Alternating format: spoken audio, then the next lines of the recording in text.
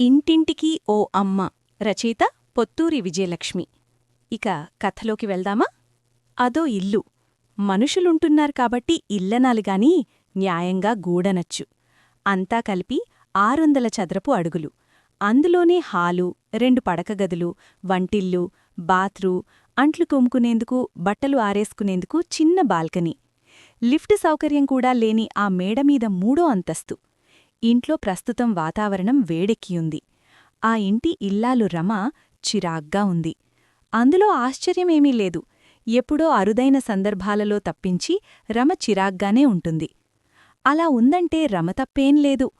తెల్లవారకుండానే లేచి వంటావార్పూ చేసుకుని, వెన్నులోంచి వణుకు పుట్టించేంత భయంకరమైన ట్రాఫిక్లో, నత్తనడక నడిచే సిటీ బస్సులో ఒంటికాలిమీద నిలబడి 7-8 కిలోమీటర్లు ప్రయాణం చేసి, ఆఫీస్కెళ్ళి 6 పనిచేసి, మళ్లీ నిలబడి బస్సు ప్రయాణం చేసి, 3 అంతస్తులు ఎక్కి కొంపకు చేరి, బట్టలుతుక్కుని, అంట్లు తోముకుని, వంట చేసుకునే ఏ ప్రాణికైనా విసుగ్గానే ఉంటుంది. ఏ మాటకామాటే చెప్పుకోవాలి. ఆ స్థితిలో ఉంటూ బతుకుబండి లాక్కొచ్చే చాలామంది ఇల్లాళ్లలాగానే రమకి భూదేవికున్నంత ఓర్పుంది. ఆ ఓర్పే లేకపోతే హీనపక్షం రోజుకి 2 హత్యలు చేసేసేదే. ఓర్పుంది కాబట్టి ఏం చేస్తాం, జీవితమంటే ఇంతే మరి అని సర్ది చెప్పుకుంటుంది. ఇంకా విసిగేస్తే భగవన్నామస్మరణ చేసుకుంటుంది. ఇంకా విసిగేస్తే బయటికి విసుక్కుంటుంది. ప్రస్తుతం అదే జరిగింది.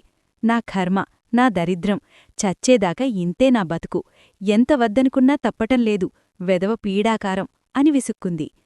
రమకి ఒక కూతురుంది. దానికి 5 ఏళ్ళు. పేరు మానస. ఏ ముహూర్తాన దానికా పేరు పెట్టామోగాని సార్థక నామధేయురాలు. దాని సందేహాలు తీర్చేసరికి మాకు నీరసం వస్తోంది. మా నస అంటాడు రమభర్త రాజా. ఆ నస ఇంట్లోనే ఉంది. తల్లి విసుక్కోవడం చూసి, ఎందుకలా కోప్పడతావ్? నేనేం చేశాను? హోంవర్క్ చేసేశాగా అని వెంటబడి పీక్కు తింటోంది. ఆ నస భరించలేక, నోరెత్తావంటే తంతాను, పో ఇక్కడ్నుంచి అని విసుక్కుంది రమ. దాంతో బెదిరిపోయి వెళ్లి గదిలో కూర్చుంది. మానసంటే చిన్నపిల్ల కాబట్టి అర్థంగాలేదు గాని గిరికి అర్థమైపోయింది. ఆవిడి మాటలు వినిపిస్తూనే ఉన్నాయి. వినిపించకపోవడానికి అదేమీ ఇంద్రభవనం కాదుగదా. అతనికి ఉక్రోశం వచ్చింది. ఉన్నపాటున లేచి ఇంట్లోంచి వెళ్ళిపోదామనిపించింది. అలా చేస్తే ఏమవుతుందో అతనికి బాగా తెలుసు. అవసరం తనది. ఒక మాట అనే హక్కు ఆవిడకుంది. పౌరుషానికి పోయే స్థితి తనకు లేదు. అందుకే విననట్లు ఉండిపోయాడు. రమకి విసిగేసిందంటే కారణం చిన్నదే. వడ్లగింజలో బియ్యపు గింజ. క్రమ, రాజా చాలా సామాన్యమైన కుటుంబం నుంచి వచ్చారు. వాళ్లది గుంటూరు జిల్లాలోని ఓ కుగ్రామం. ఇద్దరూ చెరో ప్రైవేట్ కంపెనీలో పనిచేస్తున్నారు. వచ్చి జీతాలతో గుట్టుగా సంసారం చేసుకుంటున్నారు. ఒక్క బిడ్డ చాలనుకున్నారు. ఇద్దరూ సుహృదయులు, సౌమ్యులు. వాళ్లది పల్లెటూరు కాబట్టి చుట్టాల తాకిడి ఎక్కువే. వైద్యానికి, ఉద్యోగానికి, పెళ్లి సంబంధాల కోసం ఎవరో ఒకరు వస్తూనే ఉంటారు. వీళ్ల ఆర్థిక స్థితి అందరికీ తెలుసు కాబట్టి ఉన్నంతలో మర్యాదగానే చూసి సాగనంపుతారు. పరిస్థితి చెయ్యి దాటితేనే ఇటువంటి గొడవలొస్తాయి. ప్రస్తుతం పరిస్థితి కాస్త విషమంగానే ఉంది. గిరి రాజారావుకి మేనల్లుడు. అంటే సొంత మేనల్లుడు కాదు, రాజారావుకి పెద్ద తాతగారి కూతుడి కొడుకు. బంధుత్వమైతే దూరమే గాని దగ్గర సంబంధాలున్నాయి. గిరికి 20 ఏళ్ళు. డిగ్రీ పాసయ్యాడు. ఇంకేవో కంప్యూటర్ కోర్సులు కూడా చేశాడు. పల్లెటూళ్ళో ఉద్యోగాలుండవు కాబట్టి రాజారావు దగ్గరికి పంపించారు. 5 కిలోల బియ్యం, 4 కిలోల చింతపండు, సీసాడావకాయ, మానసకోసం కాసిన్ని కొబ్బరి లడ్డూలు ఇచ్చారు రాజాకివ్వమని. చేతి ఖర్చులకి గిరికి డబ్బిచ్చారు. వచ్చిన వారానికే గిరికి ఉద్యోగం దొరికింది. జీతం 3000. టిఫిన్ను, అన్నం వాళ్లే ఇస్తారు. రాత్రి వస్తూ భోజనం బయటే చేసి వచ్చేవాడు గిరి. రూమ్ చూశాను, ఫస్ట్కి ఖాళీ అవుతుందిట, అక్కడికి మారిపోతాను అన్నాడు. రమా, రాజా ఊపిరి పీల్చుకున్నారు. చెప్పాలంటే గిరి వాళ్లకేం భారం కాదు. పొద్దునొక కప్పు టీ తాగుతాడు అంతే. పనుల్లో కూడా సాయం చేస్తాడు. గాని పైకి చెప్పుకోలేని ఇబ్బందులు కొన్నుంటాయి. వాళ్లు ముగ్గురే అయితే మానస చిన్నగదిలో పడుకుంటుంది. ఎవరైనా వస్తే తల్లిదండ్రుల దగ్గరే పడుకోవాలి మరి. భార్యాభర్తలిద్దరూ ఫస్ట్ తారీఖు కోసం ఎదురుచూస్తున్నారు. ఫస్టొచ్చింది. 2000 మాత్రం చేతిలో పెట్టి రేపట్నుంచి పనిలోకి రావద్దన్నారు గిరిని. ముగ్గురికీ నెత్తిన పిడుగుపడినట్టయింది. ఈ టెంపరరీ ఉద్యోగాలు ఇంతేరా, మరోకి దొరుకుతుందిలే అన్నాడు రాజా. ఉద్యోగం పోగొట్టుకున్న గిరిని పట్టుకుని రూమ్కెప్పుడు మారతావు అని మాత్రం అడగలేకపోయాడు. గిరి తండ్రికి ఈ విషయం చెబితే, నాకూ కటకటగా ఉంది, వాళ్ళింట్లోనే ఉండు ప్రస్తుతానికి, భోజనం మాత్రం బయటే తిను అన్నాడు. రమకి ఓర్పు నశించిపోతోంది. ఇంటికొచ్చిన అతిథి ఫలానప్పుడు వెళ్ళిపోతాడంటే అదో ధైర్యం. ఇలా దైవాధీనం వ్యవహారమైతే కష్టం కదా. ప్రతిరోజూ రాగానే గిరివంక ఆశగా చూస్తుంది. తల తిప్పుకుంటాడు. 15 రోజులు గడిచిపోయాయి. ఆవేళ రమకి ఒంట్లో బాగోలేదు. ప్రతి నెలా అంతే. కాళ్లు చచ్చుబడినట్లుంటుంది. కాళ్ళీడ్చుకుంటూ ఇంటికొచ్చింది. గిరి మానసతో ఫుట్బాల్ ఆడుతూ కనిపించాడు. యథాప్రకారం తల తిప్పుకున్నాడు.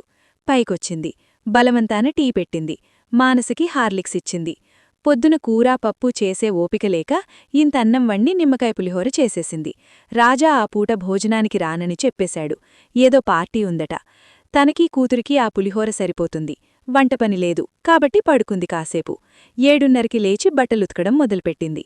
సామాన్యంగా ఆ వేళకి గిరి బయటికి వెళ్తాడు భోజనానికి. ఆవేళ వెళ్లలేదు. ఉద్యోగం పోయాక 4-5 సార్లు రాత్రిపూట ఇంట్లోనే భోజనం చేశాడు. ఇప్పుడతను ఉండిపోతే మళ్లీ వండాలి. అందుకే బాహాటంగా విసుక్కుంటోంది. గిరికి ప్రాణం చచ్చిపోతోంది. చేతిలో 50 రూపాయలు మాత్రమే ఉన్నాయి. కిందటి రోజు పొద్దున రోడ్డు పక్కన బండిమీద పప్పు అన్నం కొనుక్కుని తిన్నాడు. రాత్రి 2 అరటిపళ్ళు తిన్నాడు. పొద్దున్నుంచి ఏమీ తినలేదు. తండ్రికి ఫోన్ చేస్తే 4 రోజుల్లో పంపిస్తానని అందాక సర్దుకో అన్నాడు. పంపేదాకా ఆ 50 రూపాయలే గతి. తిన్నా తినకపోయినా బయటికి వెళ్ళొస్తే అత్తయ్య శాంతిస్తుంది. గాని 3 అంతస్తులు దిగివెళ్ళి వచ్చే శక్తి లేదు. అందుకే విననట్లు ఊరుకున్నాడు.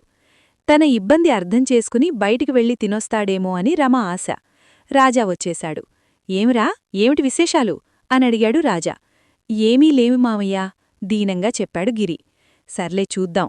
ఇందాక పార్టీలో ఒక ఆయన కనిపించారు. నీ గురించి చెప్పాను. అడ్రస్ ఇస్తాను. రేపోసారి వెళ్ళు అన్నాడు రాజా. తండ్రి గొంతు విని పరిగెత్తుకుని చంకనెక్కింది మానస. కూతుర్ని ముద్దాడాడు. అన్నం తిన్నావా అడిగాడు. అప్పుడేనా? నా ప్రాణం విసిగించి అప్పుడు తింటుంది విసుగ్గా చెప్పింది అక్కడికొచ్చిన రమ. రమా, అలా ఉన్నావే, ఒంట్లో బాగోలేదా ఆదరంగా అడిగాడు. నాకేం మాయరోగం, బాగానే ఉన్నాను అని విసురుగా చెప్పింది. భర్త మూడు బాగోలేదని గ్రహించాడు. ఏంరా, నువ్వు భోజనం చేశావా గిరినడిగాడు. మధ్యాహ్నం చాలా ఆలస్యంగా తిన్నాను మావయ్యా, ఆకల్లేదు చెప్పాడు. రమా, నువ్వు తినేసి పడుకో, దీనికి నేను తినిపిస్తాన్లే అన్నాడు రాజా. నాకిప్పుడు ఆకలిగా లేదు, తర్వాత తింటాను అనేసి గదిలోకి వెళ్ళిపోయింది. గిరి కూడా రెండో గదిలోకి వెళ్లాడు. రాజా వంటింట్లోంచి పులిహోర తెచ్చి కూతురిని పిలిచాడు. మానస వచ్చింది. కథ చెబితేనే తింటా అంది. ఏం కథ చెప్పను అడిగాడు.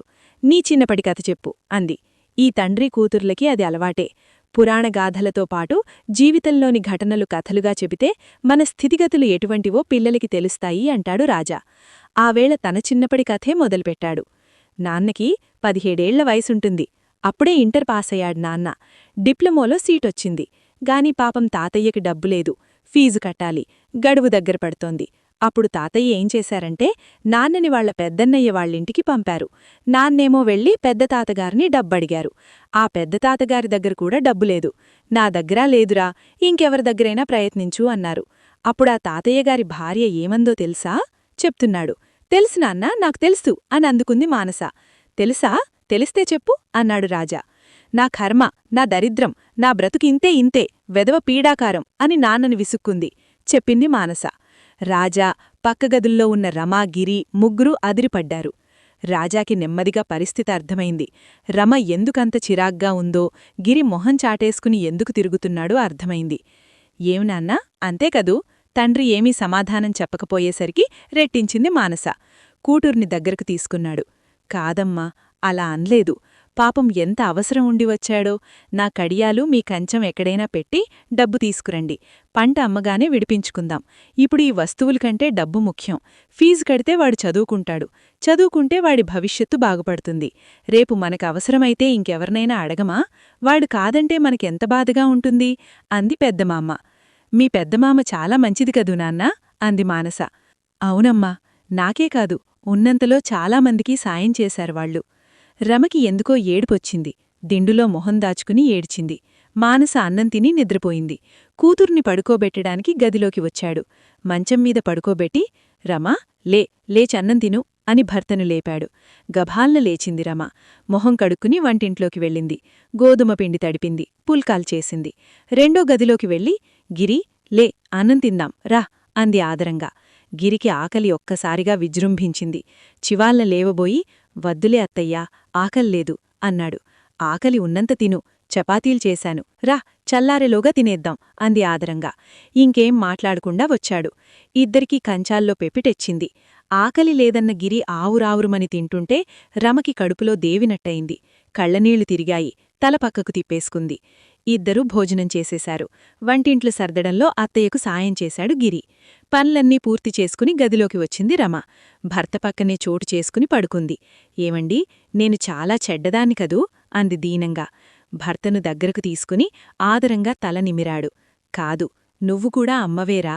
ఈ ప్రపంచంలో ఏ అమ్మా చెడ్డది కాదురా అన్నాడు అతి ప్రేమగా.